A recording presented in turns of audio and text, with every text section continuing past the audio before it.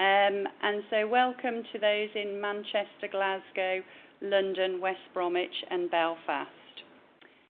So we're going to have a look at what is revalidation. If we can have the first slide, please, Dave. Thank you.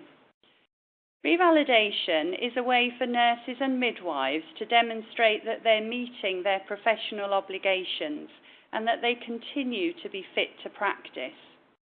It's a way for them to demonstrate they're meeting professional standards that will be laid out in the code, which will be revised by the NMC and published in December 2014.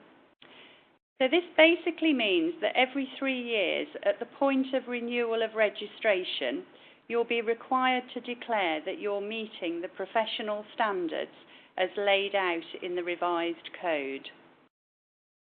The NMC say that revalidation will aim to increase public confidence in nurses and midwives, and obviously specialist community public health nurses, by requiring them to demonstrate on an ongoing basis that they are fit to practice and fit to remain on the register. It will also aim to enable nurses and midwives to be accountable for demonstrating their continuing fitness to practice. And they also say it will aim to promote a culture of professionalism and accountability. So if we have a look at why revalidation is being introduced, it's being introduced because there is already a public expectation that nurses and midwives and specialist community public health nurses are up to date and fit to practice. The other regulated healthcare professionals, for example doctors, didn't have a requirement to demonstrate that they were up to date once they'd qualified. But post-shipment, there were calls for this to become mandatory. Nurses and midwives already had a requirement for PrEP, which was post-registration education and practice. And initially, the NMC was looking at whether they just needed to do more in terms of making this more outcome-focused and carrying out the audit, which obviously they rarely did. But after the publication of Francis and the other subsequent reports into care failings, they've been directed to make the introduction of a new system more robust and a priority. The Department of Health in England and the Professional Standards Authority have required them to introduce revalidation and really to push it up the agenda. Interestingly, HCPC, that regulates some of our allied health professionals, have no plans to do any more than they already do, and they currently have a requirement for registrants to undertake CPD. Although the Department of Health in England leads the way on regulation, any new legislation related to it has to be approved by the devolved administrations. And there's a commitment for 4 countries working on the regulation of healthcare professionals. But ultimately, revalidation is being introduced to improve public protection. And it isn't something that we have a choice about. Revalidation is coming in. So if we have a look at how revalidation has been developed to date, the NMC have engaged with a wide range of stakeholders across the 4 countries. This includes the CNOs, the governments in the 4 countries, nurses, midwives, professional bodies, educationalists, employers, other regulators, patients and the public. And Unite CPHVA have been part of both the strategic group and the task and finish group. So we have been involved in developing the plans to date, and we're obviously trying hard to make sure that issues related to specialist community public health nurses are taken into account. In September 2013, the NMC Council approved a phased approach to revalidation. The first phase is to be introduced in December 2015, And then subsequent phases will depend on an evaluation of the first phase. A phased approach is needed because they currently are not able to make changes to their legislation. So revalidation has to be done within their current legislation. Things that can't be changed are the 3-year renewal period and the requirement for 450 hours of practice.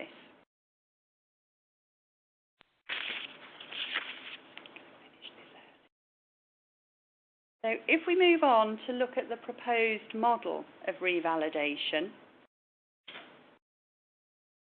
every 3 years on renewal of registration, every nurse, midwife and skiffen will be required to confirm that they continue to remain fit to practice by meeting the requirements of the revised code.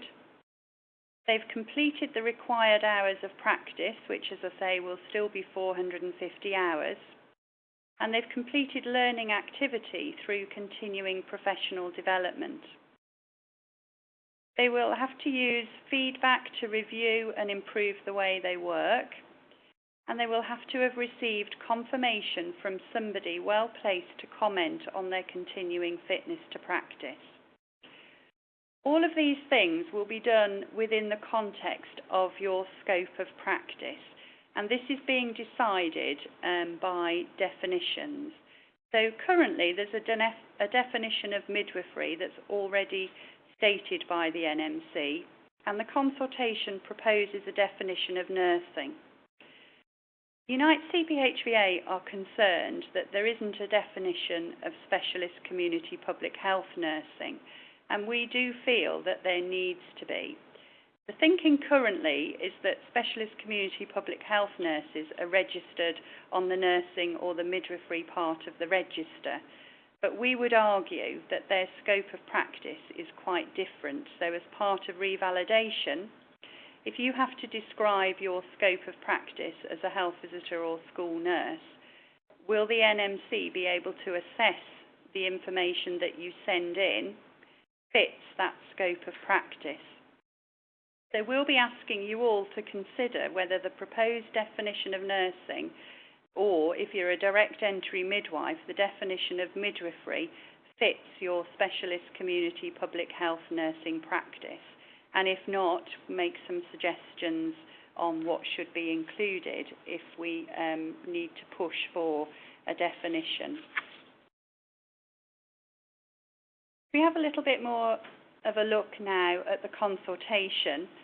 As I say, the NMC have launched part 1 of a 2-part consultation. The consultation is in 2 parts. It runs from January to July 2014, but part 1, which is what we're doing today, finishes at the end of March. So part 1 is concerned with how the suggested model can be applied in different practice settings and to different scopes of practice. It's an online survey, but we will obviously be doing a written response from Unite CPHVA. Part 2 will be on the content of the revised code, and this is going to be more face-to-face, for example, focus groups. So it'll be really important after today to keep an eye on the website and the Community Practitioner Journal for updates on the second part of the consultation. We'll also be looking at the content of the current code today, so that will help look at when they produce the revised code. And as I say, we do have concerns about the implications of the proposed model for skiffens, and the aim of today is 1, to see if you share these, but 2, to help us form the response that we need to put in. We are, of course, working with the NMC to make sure they take skiffens into account. Currently, their expectation is that the Law Commission, who will be reporting at the end of March, may make some recommendations about the format of the register. But our argument is we can't really wait until that time, because obviously any changes would need to be approved and would need legislation around it. So we do need to, because revalidation will still be coming in, we need to make sure that the current model fits the register as it is now. But we would also like you to have a discussion generally about regulation and how you feel the Skiffen part of the register currently fits. That's the end of my presentation. So now we will hand back to the chairs, and hopefully they'll be able to answer any questions, or if not, we'll pick those up at the end.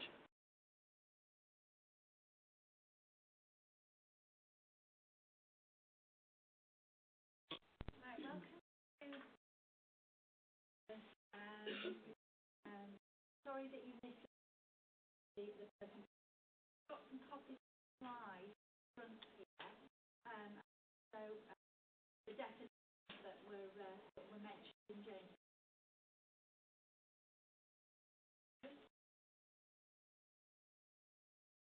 So as James said, there's now a time for any questions arising from the presentation.